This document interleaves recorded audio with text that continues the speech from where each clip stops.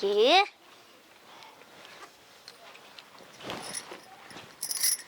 कौन कमी रहे? कौनो ना रानी बिना कमिए के दूसरा पीरियड दहन डालत रह फुसड़ो तो गला बाटे 1 रुपया देवे ना कर मुझौसा मुंह ता होनिए जीव दुखी हो गइल बा। के हवा हो भोजी पाला मुंह काहे में बेगुचा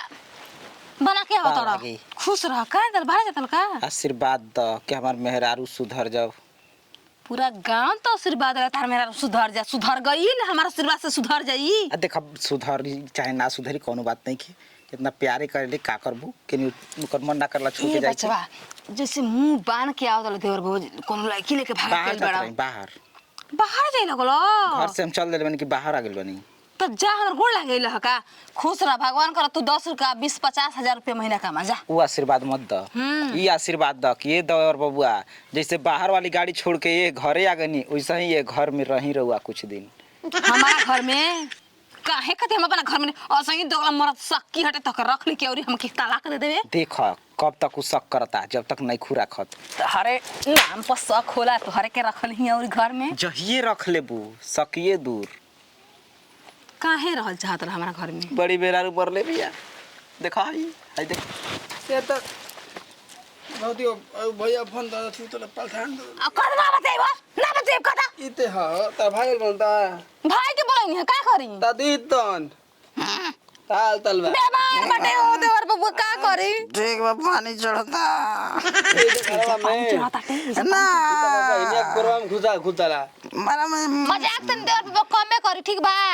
कह दियो तो गलवा सामने बतियाई वो थोत भाई हल ही बोलते ह आ मौसी चाचा बड़का बू मोहसिन अरे चाचा चाचा हाँ था उ वाला ना दे मुनी हलन ताओ तो हल बहनी ते दोला दो हमारा भी होत इते तो मोथुआ ह ता मोतो मजाक करी है देवर बाबू इहो देवर बाबू तू देवर से मजाक करनी आइल बा तो कुछ मांग बाहर चल बे बाहर तो काम पर हम लगा दे बुझा भले उ कैसे चल बे ना पोलाली त तनी हा पुला धोत के बात कर सकता कल बात है सर वैसे ही कहब तोरा घर जात रही पतल का पैसा ना देबे फटल का पैसा बा पतल का दहुआते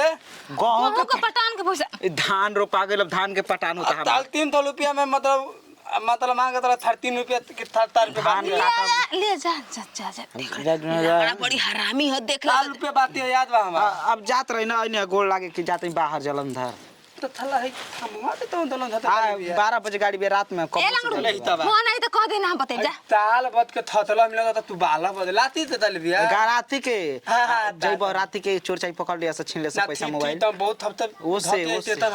तू जा ना आते ना बनी इनकर डी बाबा बड़ा माने कह दियो ना बतियाई हम नती दोगल में फोन तो सर के मोबाइल पर मुझौसा करता नती के मारो के बियाज ह ए देखो तू चल बड़ा बड़ी हरामी हो उ जा राती राती जौन करे के हम करब अरे पानी हो गो सोहनियन करे के बटे